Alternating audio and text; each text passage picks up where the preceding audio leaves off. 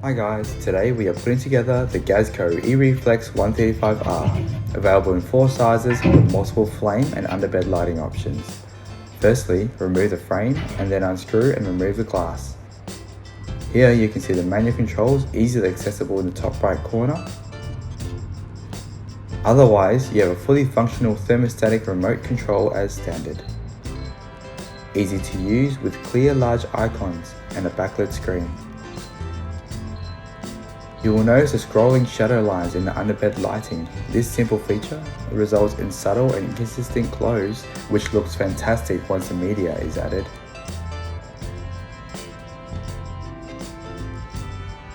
We have chosen to go with a grey pebble and wood combination. Unlike some gas log fires, there is no right or wrong way to set this up. Go high, go low, mix and match, the choice is yours. Now that we are happy with the layout, we will start filling in the gaps with pebbles. All Gazco electric fires come with 2 bags, so put in as much or as little until you are happy with the result. It's a good idea to have the underbed lighting on while doing this. This will help you decide whether you want more or less light shining through.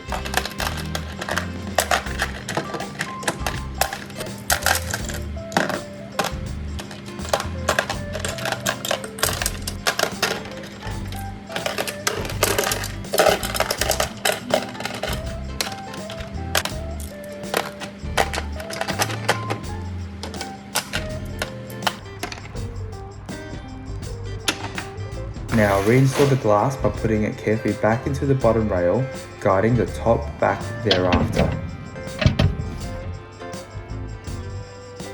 Screw the 2 screws and brackets back into the underside.